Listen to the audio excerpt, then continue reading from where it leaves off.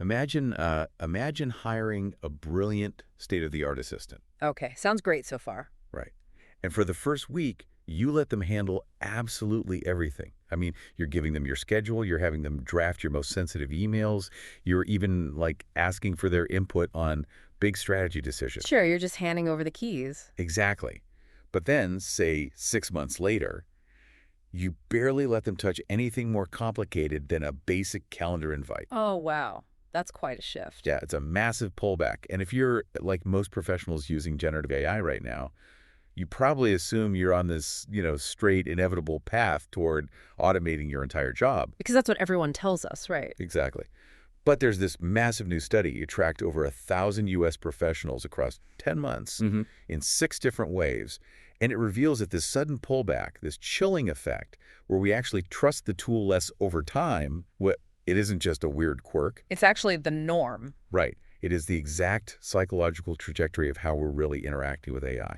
And that completely flies in the face of the prevailing corporate narrative. It really does. I mean, the whole assumption in the tech world is built on the idea that familiarity breeds dependence. Like, the more you use these tools and the smarter the models get, well, the more you'll just blindly hand over the reins. But the data says no. Right. Tracking those 1,000 professionals over 10 months tells a completely different story. And that's our mission for today's deep dive. We're going to explore the psychology behind this AI pullback. Like, why are we suddenly getting cold feet just as the technology hits its stride? It's such a crucial question. And more importantly, we're going to extract the exact evidence-based playbooks that top organizations are using right now to navigate this incredibly complex landscape. So we're getting into the real actionable stuff. Yes, exactly. Okay, let's unpack this. Because when I look at this 10-month trajectory, it completely reminds me of, this ridiculously fancy food processor I bought a few years ago. Oh, the all-in-one kitchen gadget phase. We've all been there. Right. I spent way too much money on it. And when I first got it, I was just mesmerized by the marketing. I tried to use it to chop, blend, cook literally absolutely everything. Just throwing whole vegetables in there? Oh, I was throwing whole onions in there. I was trying to mix bread dough, making soups. But eventually, after, a few completely mushy, ruined dinners, you realize it's actually terrible at dicing tomatoes. Because it just pulverizes them, right? It just turns them into a paste. So you calibrate, you put it back in the drawer for certain tasks, and you only bring it out for making like smoothies or hummus. You don't stop using it, but your reliance on it becomes highly specific and honestly highly skeptical. That is honestly a fantastic proxy for what the researchers call the calibration process. Okay, the calibration process. Yeah.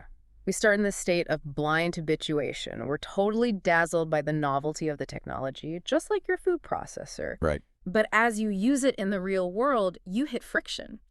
You move toward a state of realistic, calibrated trust. You're actively figuring out where the machine excels and where it fundamentally falls flat. So to understand why we're putting that AI kitchen gadget back in the drawer for certain things, we have to look at the 2 distinct ways this study says we interact with these tools. Right, the 2 behaviors. Yeah. The research breaks our behavior down into delegation and disclosure. And this distinction is where the psychology gets really interesting. Because right now, about 15 to 20% of U.S. workers use AI chatbots regularly. Which is a pretty big chunk. It is, and it's highly concentrated among, younger professionals in tech, marketing, and consulting. But when they interact, they're doing 2 totally different things. Break that down for us. So delegation is purely functional. It's about transferring the responsibility for a task. Like letting the AI draft a standard weekly update. Exactly, or having it summarize a 50-page PDF. You're just offloading manual, repetitive labor. Okay, so that's delegation. What about disclosure? Disclosure, though, is relational. It's about the actual information you're feeding into the system to get that result. Oh, okay. Like, are you pasting in proprietary financial data? Are you sharing personal anecdotes, behavioral patterns, or letting the model infer deep insights about your personal communication style? Wow. Okay. So here's what the data actually found about those 2 behaviors over that 10-month period. In purely professional writing contexts like drafting a generic business memo delegation stays pretty stable. Because it's just functional. Right. But in personal contexts, like having the AI write something meaningful or trying to brainstorm through a complex personal problem, both delegation and disclosure drop sharply the more you use it. They plummet. Yeah, they plummet. But here's where it gets really interesting. And I actually want to push back on this a little bit. Okay, let's hear it. Because these AI models are constantly getting updated. They're becoming more conversational, more nuanced, and frankly, more human-sounding every single day. That's true. They're incredibly sophisticated now. Yeah. So shouldn't a smarter, more capable AI make us feel more comfortable opening up to it? Why are we trusting it less? You would think so, right? But the increasing sophistication of the AI is actually the exact trigger for the pullback. Wait, really? How does that work? Let's look at personal writing. Authentic writing holds immense psychological value for us. It's how we express our identity, I think right? that's our voice. Exactly. So when you use an AI to write something deeply personal, maybe it's a self-evaluation for work or a really sensitive message to a colleague, and the machine does a surprisingly brilliant job, it actually creates intense cognitive dissonance. Oh, wow. Because it's almost too good. Yes. You read this perfectly empathetic, beautifully structured paragraph, and you realize you didn't write a single word of it. So the fact that it's so good at its job actually makes you feel a loss of autonomy, like you feel like a fraud. You feel a diminished sense of ownership over your own thoughts. I mean, the functional benefit is incredibly high. You save 20 minutes. But the relational cost, the cost to your sense of self, is just too heavy. So you pull back because you want your voice back. Exactly. You recalibrate. Right, that makes total sense for the delegation drop in personal tasks. But what about disclosure? Why do we stop sharing information with it? Well, it's because as these systems become better at mimicking empathy and holding natural conversations, users suddenly wake up to just how much they're giving away. Like, they suddenly realize the stakes. Right. Early in the adoption curve, people treat conversational chatbots almost like a therapist. Yeah, you hear about people telling it all their problems. Exactly. They disclose deeply personal information about workplace conflicts, health matters, private anxieties. But as the AI responds with increasing nuance, the illusion kind of breaks. Oh, I get it. The user suddenly realizes they aren't talking to a private diary. Right, they're talking to a massive corporate server. Wow. It's almost like realizing that the incredibly polite, empathetic stranger you've been pouring your heart out to on an airplane is like secretly wearing a wire and taking detailed notes on your psychology.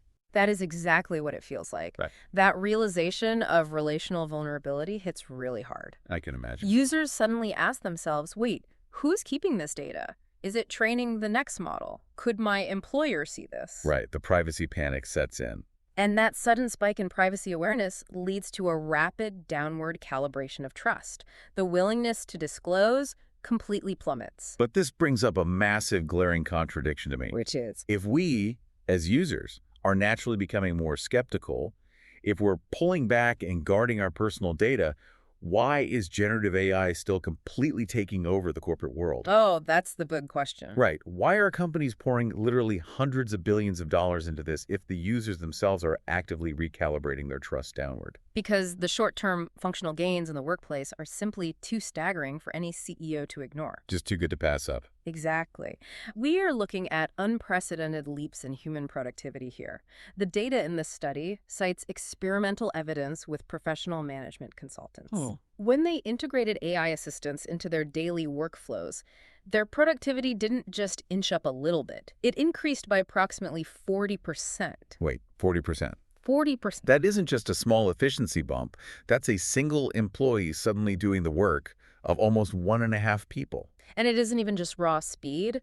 Their quality ratings on complex tasks went up by roughly 18%. So they're faster and better. Much better.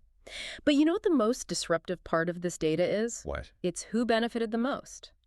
These massive gains were most pronounced for the initially lower performing workers. Oh, wow. So it's acting as a great equalizer. Completely. The people who are struggling to construct a compelling argument or format a report suddenly have this baseline of excellence. That has to completely upend the traditional office hierarchy. It absolutely does upend it. The performance gap between top-tier and bottom-tier workers shrinks dramatically, and the numbers remain staggering across totally different fields, too. Like what else? Well, customer service representatives are resolving complex issues 13 to 14% faster. Software engineers are finishing coding tasks 30 to 50% faster. 50% faster? That's insane. Right. And one major consulting firm reported saving $500 million annually. $500 million. Yes. $500 million saved just through AI-assisted document generation, and initial research. Okay, I completely see why the corporate world is ignoring the psychological pullback, 500 million reasons why. Exactly. But the research also highlights a massive looming peril here. We're looking at this brutal tension between rapid, short-term efficiency and long-term skill survival. This is what we call the double-edged sword of workplace productivity. Because educational researchers are already raising alarms. They're seeing that students who rely heavily on AI to write essays are actively losing critical thinking skills. Because they aren't doing the mental heavy lifting. Exactly. They're losing argument construction and basic analytical capabilities. And in the workplace, it's the same thing.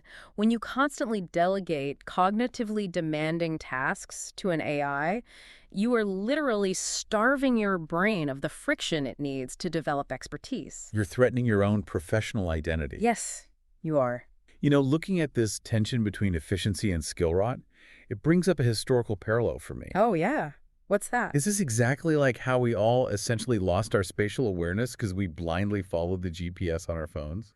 Like, we get there faster, but we have no idea where we actually are. The GPS analogy is the perfect way to understand this. Really? Yes, because when you just follow a GPS, you never build a mental map of the city. Right, you just turn left when it says turn left. Exactly. And in the professional world, this manifests as a psychological trap called automation bias. Automation bias. Right. It's the human tendency to favor the machine's recommendation even when your own personal judgment or, glaring contradictory evidence suggests the machine is wrong. Ah.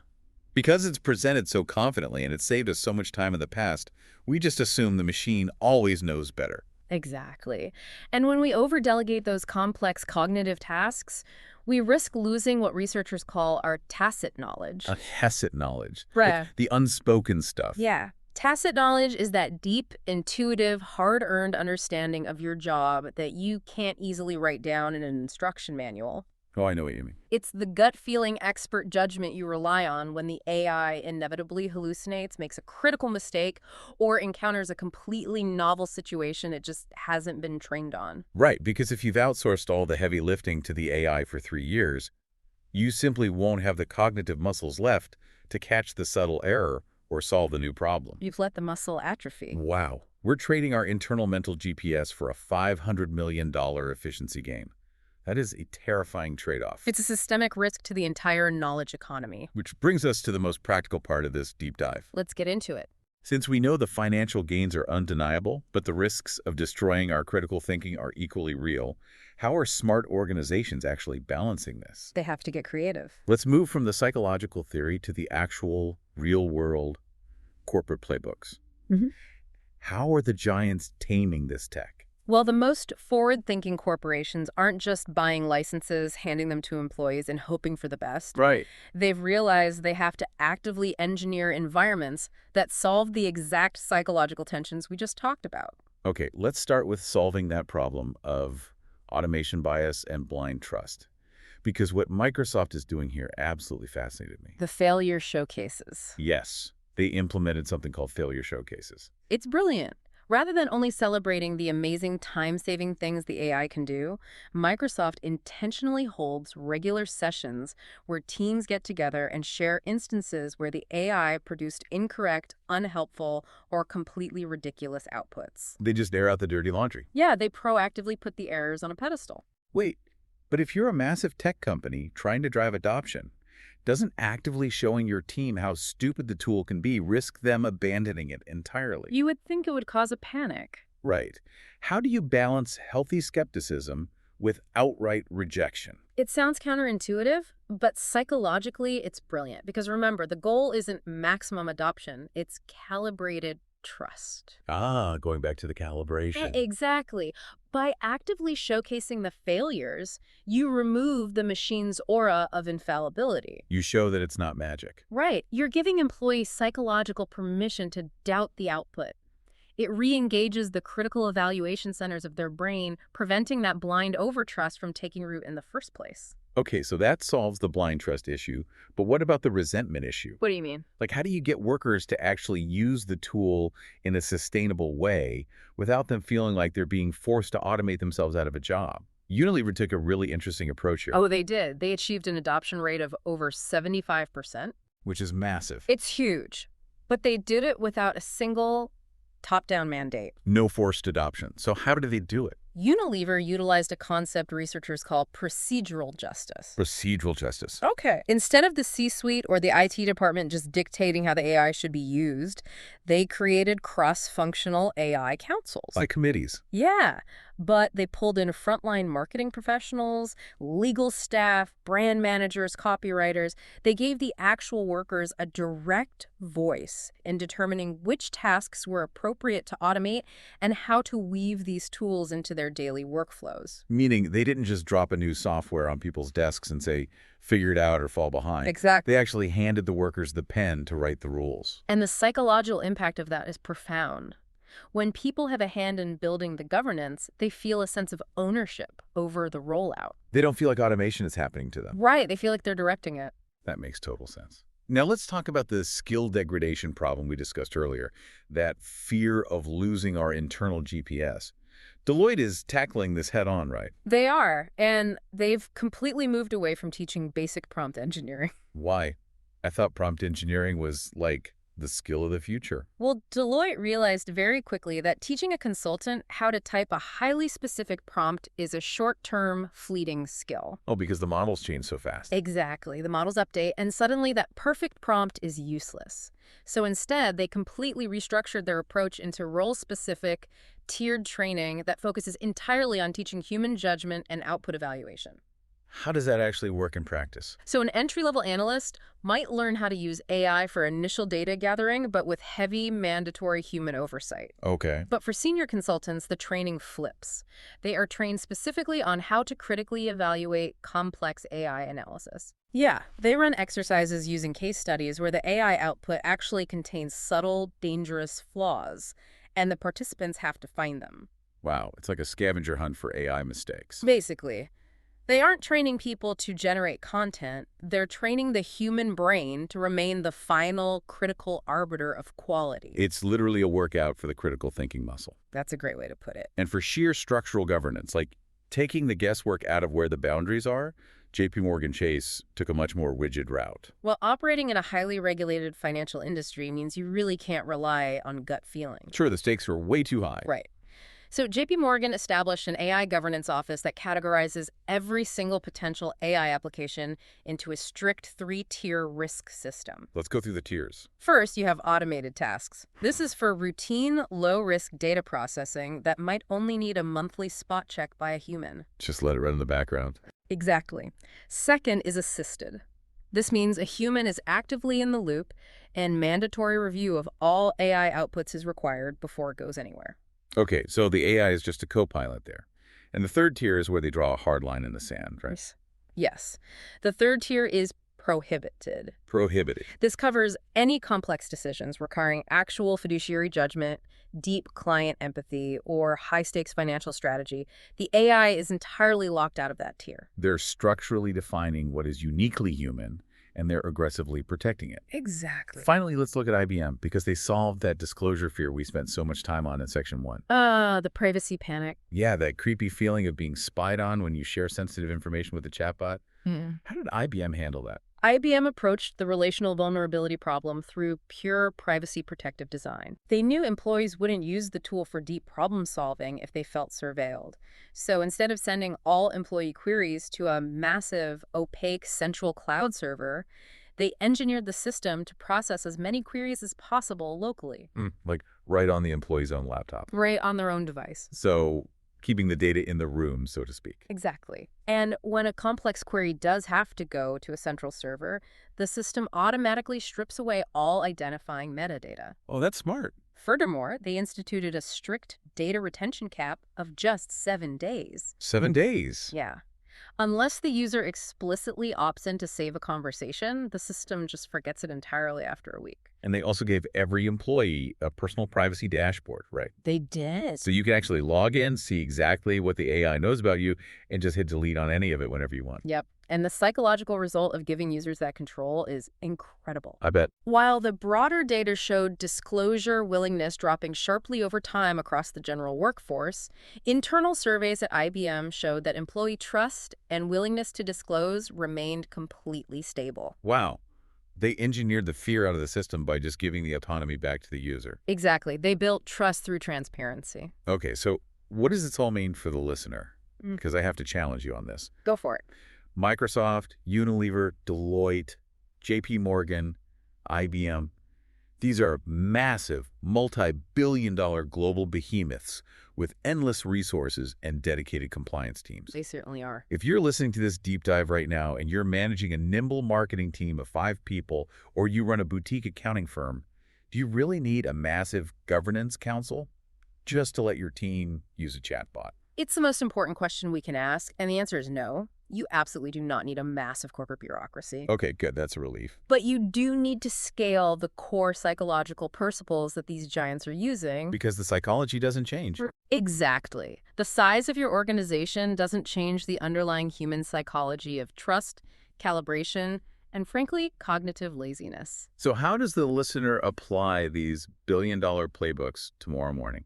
You can distill it down to 3 highly scalable actions. Let's hear them. First, you need transparent boundaries, just like JP Morgan. Even a tiny team of 3 people needs a clear written list of which tasks the AI is allowed to handle and which tasks must absolutely be done by a human mind. So write down your own 3 tiers. Exactly. Second, involve your team in creating those rules, scaling Unilever's approach. Don't dictate the policy from the top down. Right. Sit down in your weekly meeting, ask your team where the friction is, and solve it together. Give them the pen. Give them the pen. And third, implement your own mini failure showcases like Microsoft. Just laugh at the mistakes. Basically, spend the first 5 minutes of your Friday wrap-up sharing the funniest, most glaring, or most subtle mistake the AI made that week. It normalizes skepticism, it keeps everyone grounded, and it keeps that critical thinking muscle engaged. I absolutely love that. You don't need $1 million training budget to laugh at a chatbot hallucinating a fake statistic in a team meeting. Not at all. It just reminds everyone that the machine isn't magic.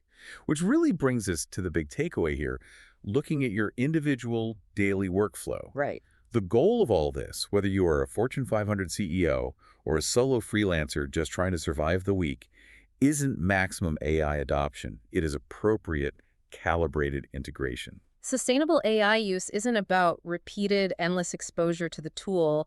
It's about realistic trust and continuous learning. Which takes work.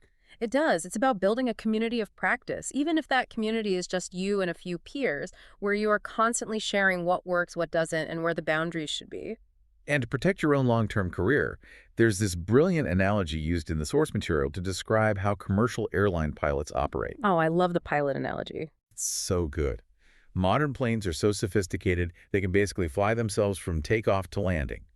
But commercial pilots are required by aviation authorities to fly manually at certain times. Right, specifically to keep their skills sharp. Exactly. So if you're listening to this, I want you to look at your own job and identify your core capabilities. The things that make you valuable. Right.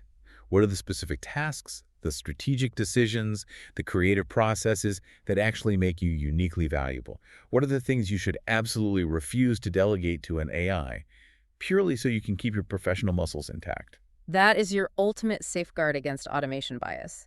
You have to actively choose to do the hard work manually sometimes, just to prove to yourself that your internal GPS still works. Because if you let the AI fly the plane every single day, you will forget what the controls do the second there's an emergency. Exactly.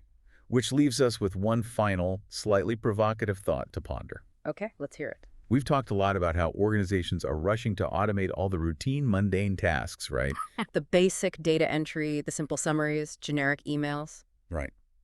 But if they actually succeed in automating all the easy stuff, human workers will be left entirely with the most complex, the most high stakes, the most ambiguous problem. Everything left over. Every single task that hits your desk would be the one the AI couldn't figure out. Wow. So are we psychologically prepared for a future where our jobs are played entirely on hard mode with absolutely no easy wins or routine tasks to give our brains a break during the day? That is a very intense future to imagine. Something to think about the next time you ask a chatbot to write a standard memo.